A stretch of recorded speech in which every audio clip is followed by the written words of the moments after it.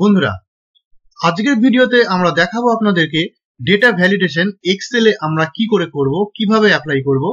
Data validation কিন্তু খুবই important একটা টপিকস। আর ডেটা ভ্যালিডেশনকে যদি আপনারা ভালো মতন আয়ত্ত করতে পারেন তাহলে বলবো যে আপনারা এক্সেলে অনেক কিছু শিখতে পারবেন আর আপনাদের ডেটাকে অনেকটা এরর ফ্রি করতে পারবেন। তো বন্ধুরা, চলি আমরা দেখি আগে ডেটা ভ্যালিডেশনটা কি এবং কিভাবে এটা অ্যাপ্লাই করা হয়। আগে আপনাদেরকে বলি যে ডেটা ভ্যালিডেশনটা আসলে কি। দেখুন, এখানে আমার একটা টেবিল আছে নেম অফ স্টুডেন্ট। এখানে আমি কোনো নাম্বার ভুল করে প্রেস করে দিলাম, সঙ্গে সঙ্গে মেসেজ আসলো নামে কোনোদিনও নাম্বার হয়। তো এটা একটা আপনাকে বাংলা আমরা মেসেজ করেছি, আপনারা চাইলে মেসেজ করতে পারেন, ইংলিশও করতে পারেন।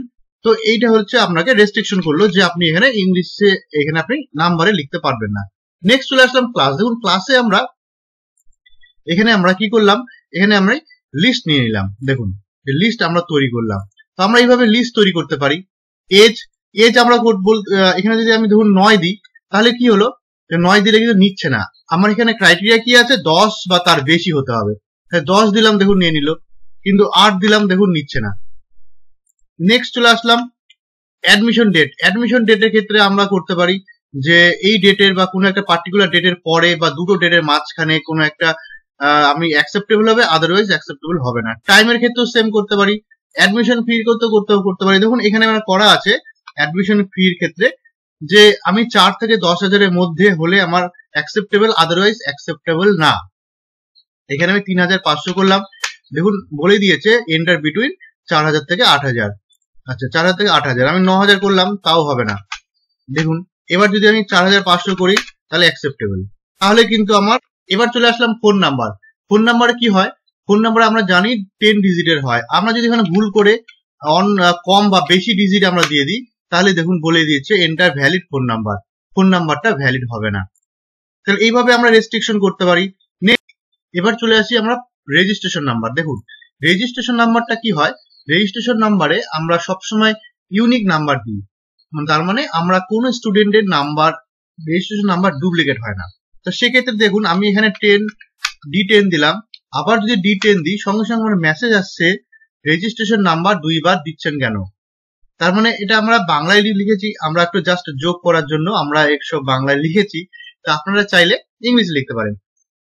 তার মানে এখানে কি হলো, আমরা ডুপ্লিকেট রেজিস্ট্রেশন নাম্বার কোনো মতেই দিতে পারবো না। ওকে, তাহলে এই যে আমরা অ্যাপ্লাই করলাম, এই যে আমরা ক্রাইটেরিয়া গুলো অ্যাপ্লাই করলাম, কন্ডিশন গুলো আমরা অ্যাপ্লাই করলাম, যখন ইনপুট করবেন তখন ওই ক্রাইটেরিয়া মতন আপনাকে ইনপুট করতে হবে, আদারওয়াইজ এখানে অ্যাকসেপ্টেবল হবে না।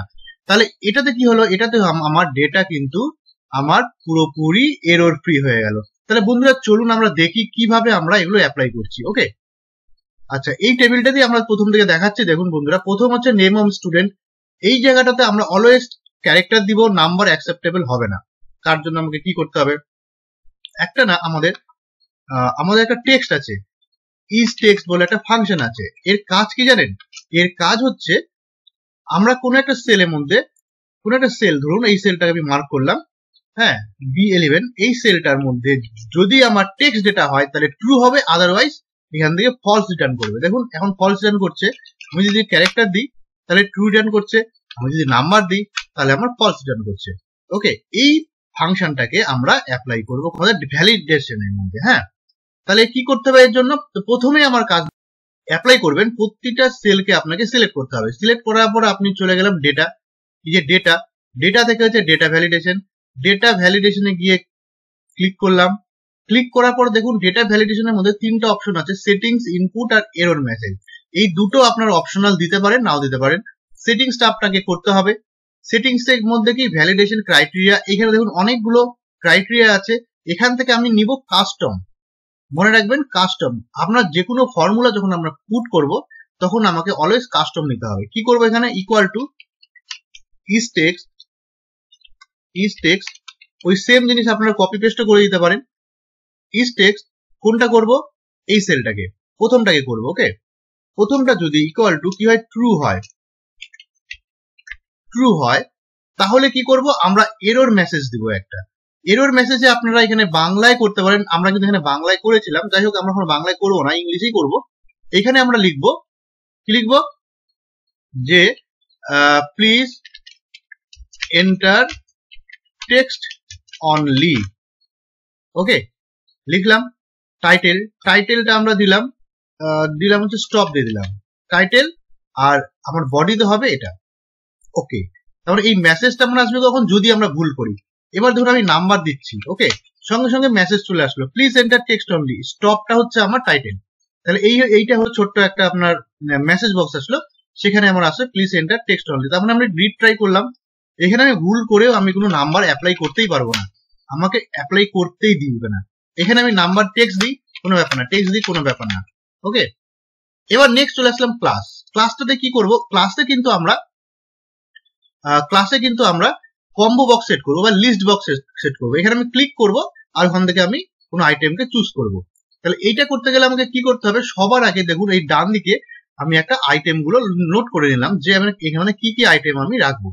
তাহলে এগুলো আপনারা প্রতিটা সেলে এভাবে হরাইজন্টালি বা ভার্টিক্যালি আপনারা এইভাবে সিলেক্ট করে নিলেন, মানে আগে লিখে নিলেন। ওকে, লিখে নেওয়ার পরে এবার আমরা চলে গেলাম এখানে, এটাকে সিলেক্ট করলাম, সেম টু সেম সিলেক্ট করার পরে আমরা ডেটা থেকে আমরা চলে গেলাম ডেটা ভ্যালিডেশনে ক্লিক করলাম, আবার সেটিংস থেকে আমরা এখানে করব, দেখুন এখানে করব লিস্ট বলে অপশন দেখতে পাচ্ছেন, লিস্টে ক্লিক করলাম, লিস্টে করার পরে এবার সোর্সে গিয়ে এবার আমি এখান থেকে প্রথম থেকে ওই পুরো আইটেমটাকে সিলেক্ট করে নিলাম। দেখুন পুরো আইটেমটাকে সিলেক্ট করে নিলাম, করে নেওয়ার পরে এবার আমি এরর মেসেজ দিলাম, এরর মেসেজ লিখতে পারি যে প্লিজ সিলেক্ট ফ্রম লিস্ট, এটা আমি লিখে নিলাম, লিখে নেওয়ার পরে ওকে করে দিলাম, ওকে করলাম। দেখুন এবার আমার কিন্তু লিস্ট কিন্তু চলে এসছে, দেখুন এই যে আমরা এখান থেকে লিস্ট নিতে পারবো। এবার আরেকটা বিষয় কি আপনাকে বলে রাখি, যে এইখানে যদি আইটেম গুলো যদি আপনি কোনো কারণে চেঞ্জ করে দেন পরবর্তীকালে বা ডিলিট করে দেন, তাহলে কিন্তু এই লিস্টেও কিন্তু অটোমেটিক আপডেট হয়ে যাবে। হ্যাঁ, তাই জন্য আমরা বলবো এটা এন্ট্রি করার পরে এই জায়গাটাতে আমরা হাইড করে দিবেন, এই সেলটাকে আপনারা, এই কলামটাকে আপনারা রাইট ক্লিক করে হাইড করে দিবেন, তাহলে আপনাদের চোখের বাইরে চলে গেল বা যে কেউ আসলে এই জায়গাটা চোখে পড়বে না। অতএব এখান থেকে ডেটা এরর হওয়ার বা ডেটা ল্যাপস হওয়ারও কোনো সম্ভাবনা থাকবে না। ঠিক আছে, নেক্সট চলে আসলাম এজ। আমরা চাচ্ছি এজ হচ্ছে আমার 10 বছর হলেই আমার অ্যাডমিশনের যোগ্য, আদারওয়াইজ যোগ্য না। তাহলে এক্ষেত্রে আমরা কি করব, সিলেক্ট করলাম আবার সেলগুলোতে, সিলেক্ট করার পরে এবার ডেটা থেকে ডেটা ভ্যালিডেশন একই জায়গায় যাব আমরা বন্ধুরা। আচ্ছা, এখানে গিয়ে কি করলাম, সেটিংসে গেলাম, সেটিংসে গিয়ে এখানে হোল নাম্বার আমার সেট করে দেওয়া আছে, হোল নাম্বার নিয়ে আমি minimum greater than equal to এখান থেকে সিলেক্ট করলাম। দেখুন গ্রেটার দেন ইকুয়াল টু কি করলাম, 10 করলাম। হ্যাঁ, তার মানে 10 বছর হলেই কি হবে, অ্যালার্ট মেসেজ দিয়ে দিলাম please enter the valid eligible for admission. Input মেসেজটা কি দেখুন, ইনপুট মেসেজে আমি কি লিখলাম, please enter greater than 10। Input মেসেজটা কি কাজে লাগে দেখাচ্ছি। ওকে করলাম, দেখুন এবার আমি যখনই আমি কার্সারটা নিয়ে যাচ্ছি, দেখুন প্লিজ এন্টার অ্যাবাভ 10, তার মানে এটা আমার ইনপুট মেসেজে আপনি যদি দেন, তাহলে আপনার টাইপ করার আগে কার্সারটা নিয়ে গেলে এই জায়গাটা কি কন্ডিশন আছে আপনাকে দেখিয়ে দিবে। হ্যাঁ, এবার আমি এখানে 10 দিচ্ছি, দেখুন 10 দিলে অ্যাকসেপ্টেবল, 9 দিলে আর অ্যাকসেপ্টেবল না, সঙ্গে সঙ্গে বলছে you are not eligible for admission. Okay, তাহলে এটা হচ্ছে নাম্বারের একটা ভ্যালিডেশন। ওকে, নেক্সট চলে আসলাম অ্যাডমিশন ডেটের উপরে আমরা ভ্যালিডেশন করতে পারি, এটা দেখাচ্ছি। আমরা চাচ্ছি যে ডেটের উপরে কি করব, ডেটের উপরে 2022 এর আগের গুলো আমরা অ্যাকসেপ্টেবল হবে না, অনলি 2022 বা তার পরে হবে।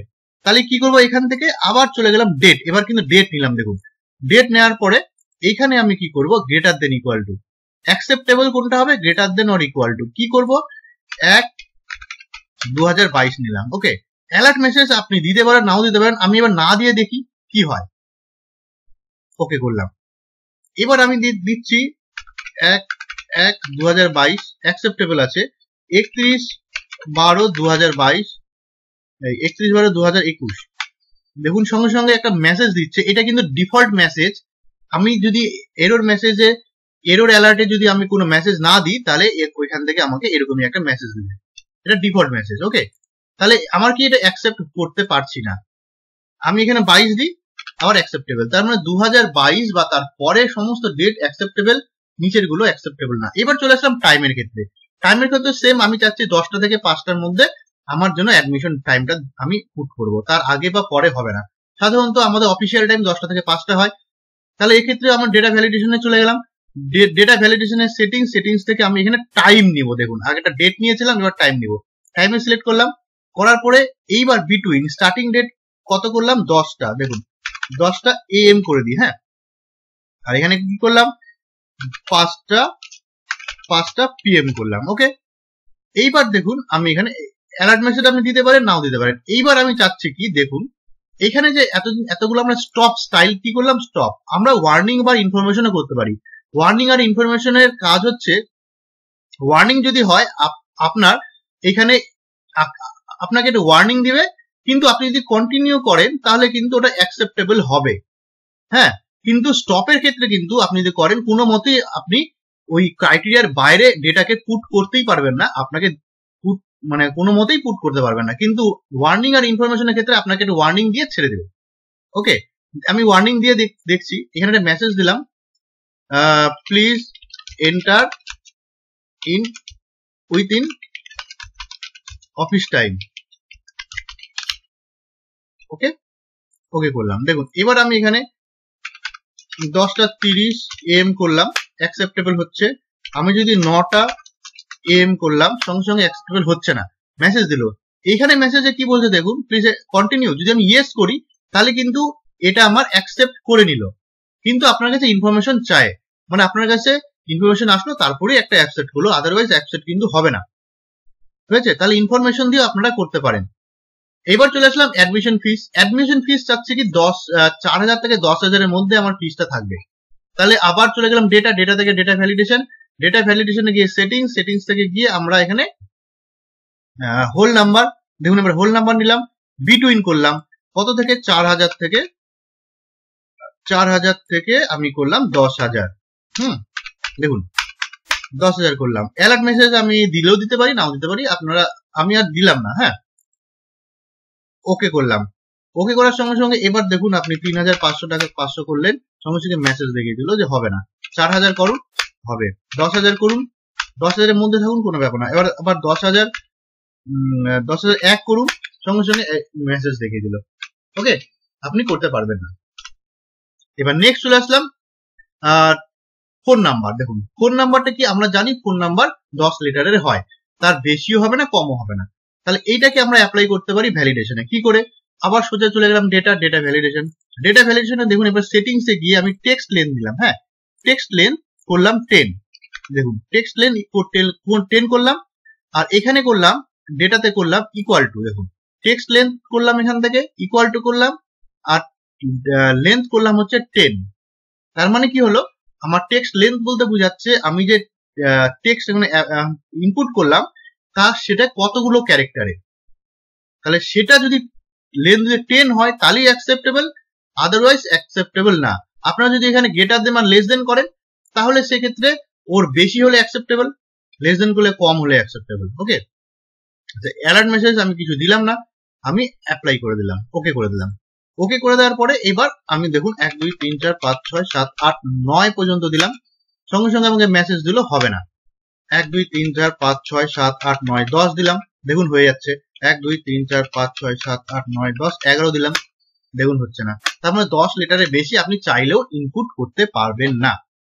চলে আসলাম পরেরটাতে রেজিস্ট্রেশন নাম্বার। রেজিস্ট্রেশন নাম্বার এর আগে বললাম যে ইউনিক ভ্যালু সবসময় হয়, ইউনিক ভ্যালু ছাড়া কিন্তু রেজিস্ট্রেশন নাম্বার হয় না। সাধারণত প্রতিটা স্টুডেন্টের আলাদা ইউনিক ভ্যালু থাকে, তাহলে আপনি চাইলেও ওখানে ডুপ্লিকেট এন্ট্রি করতে পারবেন না। সেই রকম ভাবে আমাকে ভ্যালিডেশনটা দেখাতে হবে। তাহলে কি করে করবো বন্ধুরা, এর জন্য আমরা কাউন্ট ব্যবহার করবো। দেখুন কাউন্টের কাজটা কি আগে আপনাকে বলে দিই। Equal to count if. Count if মানে কোন একটা পার্টিকুলার ডেটা, কোন একটা ভ্যালু ওই রেঞ্জের মধ্যে কতবার আছে সেটা কাউন্ট করে আপনাকে দেখাবে। তাহলে সাপোজ এইটুকু অংশ আমি একটা সিলেক্ট করে আপনাকে জাস্ট দেখাচ্ছি, এইটুকু এর মধ্যে কমা এই সেলের মধ্যে যে ভ্যালুটা আছে কতবার থাকবে। তাহলে কি করলাম, প্রথমে এই সেলটা পুরোটা সিলেক্ট করলাম, কমা দিয়ে পার্টিকুলার একটা সেল সিলেক্ট করলাম। ওকে, এবার দেখুন জিরো। এবার দেখুন এখানে, তাহলে দেখুন এই সেলটা মানে আমি সিলেক্ট করছি এই রেঞ্জের মধ্যে কতবার আছে, 2 বার। দেখুন কয়বার হয়ে গেল, 3 বার হয়ে গেল। 4 কয়বার আছে, 3 বার আছে। তার মানে এই কাউন্টিফাই কাজ হচ্ছে পার্টিকুলার একটা রেঞ্জের মধ্যে কোন একটা ভ্যালু কতবার আছে সেটা কাউন্ট করেও দেখাবে। এই ফর্মুলাটাকে আমরা কাজে লাগবো ডুপ্লিকেটের ক্ষেত্রে, এই ভ্যালিডেশনের ক্ষেত্রে কাজে লাগাই। দেখুন কি, আচ্ছা এবার তাহলে এটা কি করে করব, তাহলে আমরা সবার আগে সিলেক্ট করব। সিলেক্ট করলাম, সিলেক্ট করার পরে সোজা চলে যাবো ডেটা থেকে ডেটা ভ্যালিডেশনে গিয়ে সেটিংস থেকে এখানে চলে যাবো আমি কাস্টম। ওকে, কাস্টমে গিয়ে এবার দেখুন, আমরা ভালো করেই জানি যে প্রথমটাই বলেছিলাম যে কোনো ফর্মুলা ইউজ করলে আমরা কাস্টম ইউজ করতে হয়। তাহলে এক্ষেত্রে আমি ফর্মুলা ইউজ করছি, তাই জন্য আমাকে আমার ক্রাইটেরিয়াতে গিয়ে কাস্টম নিলাম। এইখানে আমি কাউন্টিভ করলাম, সেম কাউন্টিভ। রেঞ্জ কি দিব, পুরো সেলটা রেঞ্জ দেব, পুরো কলামটা রেঞ্জ দিয়ে দিলাম, কমা কোনটা দিব, প্রথম সেলটা দিয়ে দিলাম। ওকে, যদি এটা কি হয় রিপিট করে, তার মানে এখানে যদি আমি 1 হয়, যদি এখানে 1 হয় তার মানে হচ্ছে রিপিট করবে না। এটাকে এই জায়গাটা ভালো করে মনে রাখবেন, যদি 1 হয় ইকুয়াল টু 1 মানে হচ্ছে আমার রিপিট করবে না। যদি 1 এর বেশি হয় তার মানে ওই সংখ্যাটা অলরেডি একবার রিপিট করা হয়ে গেছে। ওকে, এটা দেওয়ার পরে এবার আমি অ্যালার্ট মেসেজ কিছু দিচ্ছি, please don't enter duplicate value. Okay, এবার তাহলে দেখি, এবার আমি ধরুন এখানে D10 দিলাম, আবার D10 দিলাম, সঙ্গে সঙ্গে আমাকে বলে দিল do not enter duplicate value. তার মানে এখানে ডুপ্লিকেট ভ্যালু আমরা দিতে পারবো না। যখনই আমি ডুপ্লিকেট ভ্যালু দিব, এই যে সঙ্গে সঙ্গে বলে দিচ্ছে do not enter duplicate value. যখনই আমি ডুপ্লিকেট ভ্যালু দিতে যাচ্ছি, ওরা কাউন্ট করে দেখছে যে D11 দুইবার আছে। তাহলে আমরা চাচ্ছি D11 যখনই 1 হবে তখনই অ্যাকসেপ্টেবল, 1 এর বেশি হলে এটা নট অ্যাকসেপ্টেবল। ওকে, তার মানে আমি কোনো মতেই দিতে পারবো না। তো বন্ধুরা, এই এক্সাম্পলের মাধ্যমে আপনারা কি বুঝলেন, যে আমরা এখানে ইচ্ছা মতন ডেটা পুট করতে পারবো না, আমরা একটা রেস্ট্রিকশনের মধ্যে রাখবো, ডেটাগুলোকে আমরা ভ্যালিডেশনের মধ্যে রাখবো, বিভিন্ন ক্রাইটেরিয়া সেট করে আমরা ডেটাগুলোকে ইনপুট করাবো। তাহলে এতে কি হবে, আমার ডেটা হবে এররলেস। কোনো এরর আমার ডেটার মধ্যে থাকবে না। তাহলে খুব ইন্টারেস্টিং একটা টপিক এটা বন্ধুরা, আপনারা ভালো করে দেখবেন। আর যদি আমাদের ভিডিওটা ভালো লেগে থাকে তাহলে অবশ্যই লাইক, শেয়ার এবং সাবস্ক্রাইব করে দেবেন, অবশ্যই করবেন। এই ধরনের ডেটা কিন্তু আমরা বারবার করে, এই ধরনের ভিডিও আমরা বারবার করে আপনাদেরকে দেখাবো। ওকে, ধন্যবাদ।